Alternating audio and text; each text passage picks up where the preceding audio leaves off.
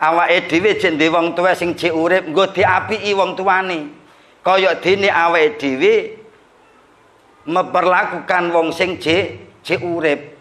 Kadang wong tuane wis jek urip niku, ngapunten wong tuane jek urip niku kaya-kaya wis dianggap ora patek enek wong tuane. Jadi perhatiannya pun boten wonten kaya-kaya awake dhewe niki gak patek butuh karo wong tuane.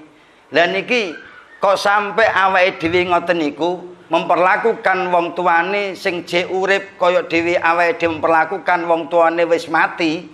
Niku berarti awake dhewe niki dadi wong sing ora iso birrul walidain.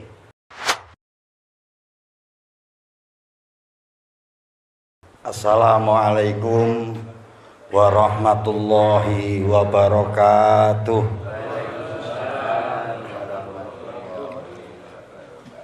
Bismillah, alhamdulillah, wassalatu wassalamu ala rasulillah.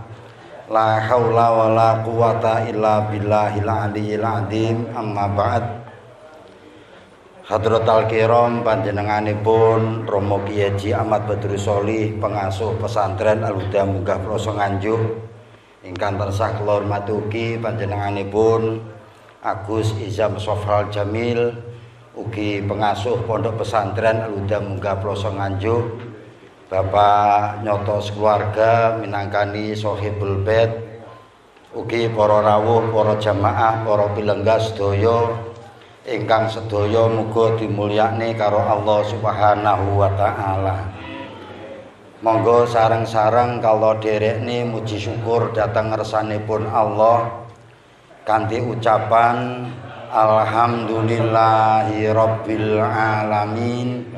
Muga nikmat sing diparingaken Allah dhateng kula panjenengan, terutami nikmat sehat dhahiron wa batinan, muga saged langgeng ngantos minjang wonten ing yaumal qiyamah. Amin. Monggo sholawat salam kita aturaken dhateng panjenenganipun Nabi kita Nabi Muhammad sallallahu alaihi wasallam.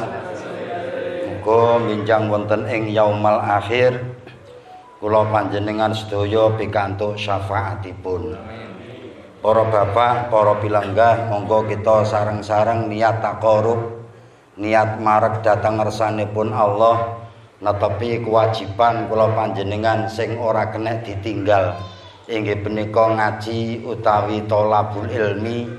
Kaping kalih kita niati memperingati wulan Sya'ban, wulan ingkang dipun mulyakaken dening ngersanipun Allah. Mugi kanthi niat-niat ingkang sae urip kula panjenengan estu pikantuk pertolongan saking ngersanipun Allah Subhanahu wa taala. Para bapak, para pilenggah wonten ing dalu menika kedhik amargi niki wonten acara tahlilan, wonten acara slametan, wonten acara kirim donga. Kala kedhik badhe matur wonten ing ngersa panjenengan terkait dengan kewajibane anak datang wong tua. Kanjeng Nabi niku sampun wanci-wanci datang kula panjenengan, wis pesen kagem kula panjenengan. Kanjeng Nabi pesene ngeten, Pak, biru abaakum tabirukum abnaukum, ngoten. Api ana wong tuamu, ngolah anakmu ngapiki awakmu.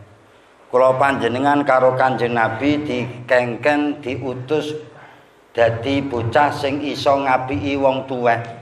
Engko nek wis iso ngapiki wong tuwek, anake awake dhewe ya apik-apik dhewe karo awake dhewe. Sampai Kanjeng Nabi wonten ing kitab Mukhtarul Hadis.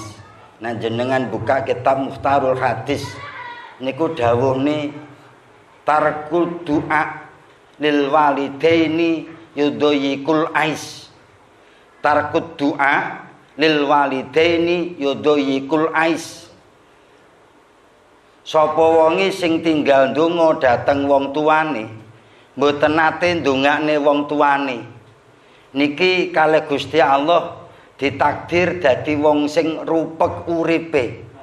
Uripe ora penak sebab ora tau ndongakne wong tuane. Lah alhamdulillah dalu niki Pak nyotos keluarga niki gelem ndongakne wong tuane.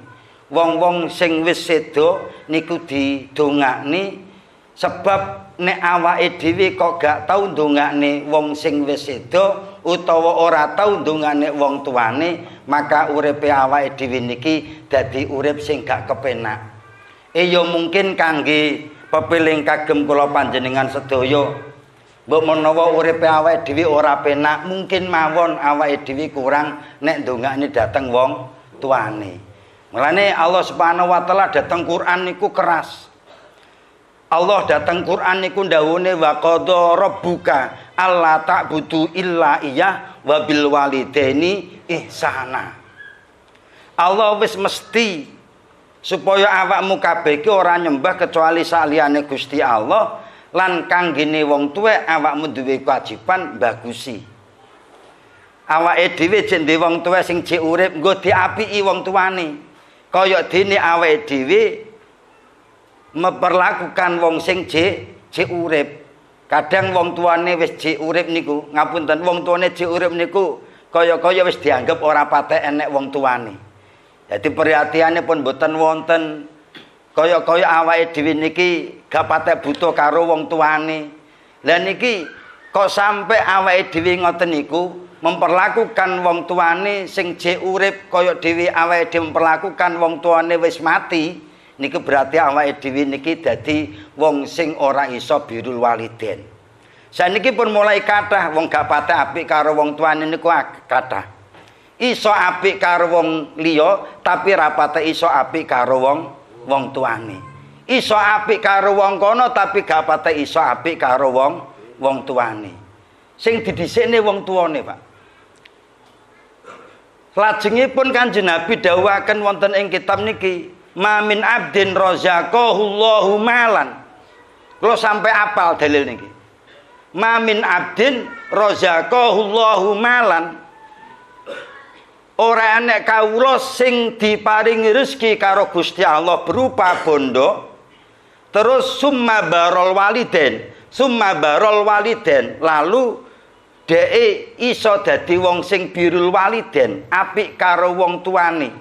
Kanjeng Nabi dawuhe kana ma'i fil jannah. Wong sing iso kaya ngono kuwi iku wong sing calone bareng-bareng mlebu dhateng swarga bareng karo Kanjeng Nabi Muhammad sallallahu alaihi.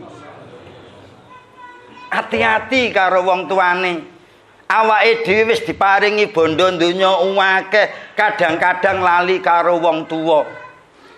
Wong tuane lagi telepon karo anake wis disenggak titik, Pak, aja telepon to, Pak. Gak ngerti aku cek repot. Pak, aku aja mbok kongkon mulih terus to, Pak, aku cek repot, Pak, aku cek nek rapat. Nek awakmu butuh apa, Pak, ngomong tak transfer pira butuhmu, Pak. Ngoten niku, enten sing model-model ngoten niku. Diparingi bondo donya karo Gusti Allah, pake kangen pengen petuk dheweke niku jirine, Pak, aja bolak-balik telepon. Aja bolak-balik aku mbok kongkon mulih, aku ki jek repot, Pak, urusanku jek akeh. Nek awakmu butuh duit cukup ngomong ae, engko tak transfer dhuwitmu, butuhmu pira, tak cukupi. Pak, ora butuh mok ngono wi tok. Ngapunten para bapak, wong niku nek wis tuwek mangan wis mulai gak enak. Tenan wong nek wis tuwek niku mangan wis mulai gak enak. Nyampo untune wis entek. Arep mangan apa wis gak patek enak. Lho tenan.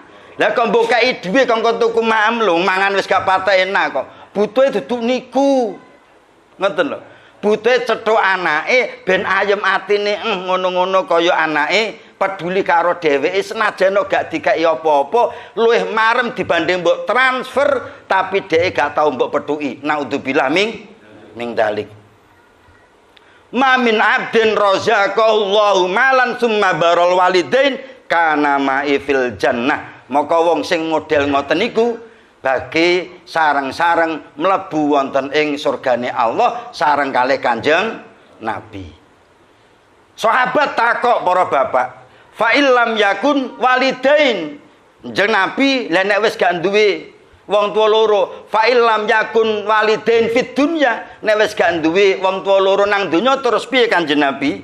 Fama yafal sing tak lakoni napa?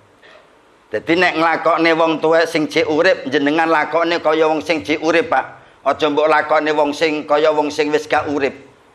Lah nek wong wis gak enek wong tuane loro, sahabat takok fama yaf'al sing tak lakoni napa Kanjeng Nabi? Fal yatasaddaq lauma. Fal yatasaddaq lauma. Bi'it amit ta'am wa qiraatil Qur'an wa du'a. Telung perkara sing diaturake Kanjeng Nabi datang kula panjenengan ketika wong tua loro niki sampun sedo, yaiku sing pertama fal yatasaddaq lahuma bi'it amit ta'am. Sedekah kangge wong tua loromu bentuke yaiku aweh panganan. Kados dalu niki, Pak.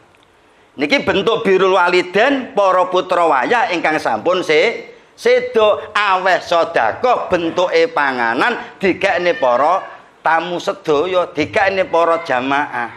Niki birrul walidain. Sing nomor kaping kalih wa qiraatil Qur'an, wacana Qur'an. Wong tuamu wacana Qur'an. Gelem-gelem macane Qur'an sing maca tip. Gelem-gelem macane Quran sing maca HP, kilo Pak tawacane Quran sing maca YouTube. Nelongsone wong tuane awake ketika ngrungokne Yasin, tapi sing diunekne niku ora swarane anake, tapi sing diunekne swarane tip, swarane VCD, swarane YouTube. Wa qiraatil Quran. Alhamdulillah para bapak, kula panjenengan sedaya ben malam Senin kirim donga bentuke wacan Quran yaiku wacan Yasin.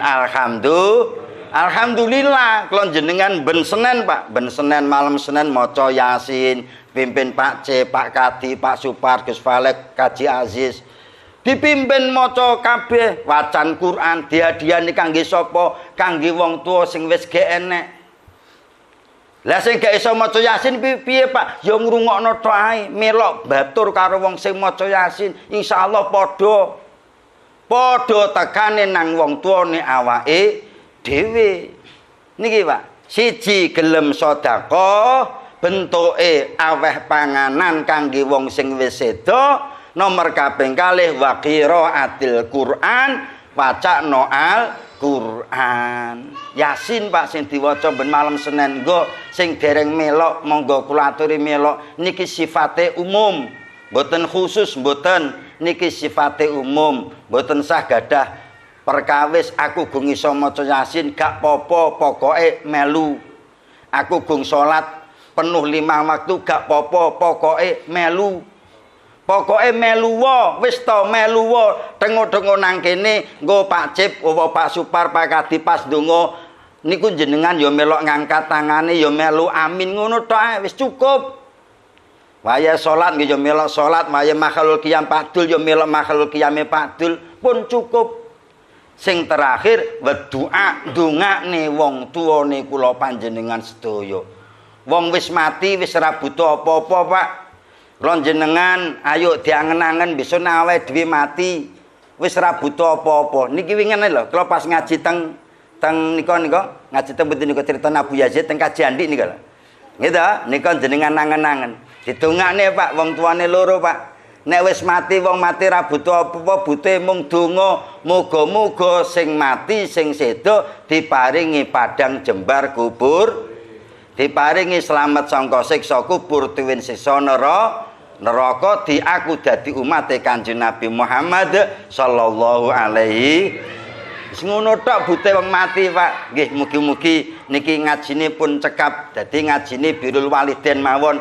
Insyaallah binjing ngajine tinggal ping kalih tok nggo sing gung melok-melok.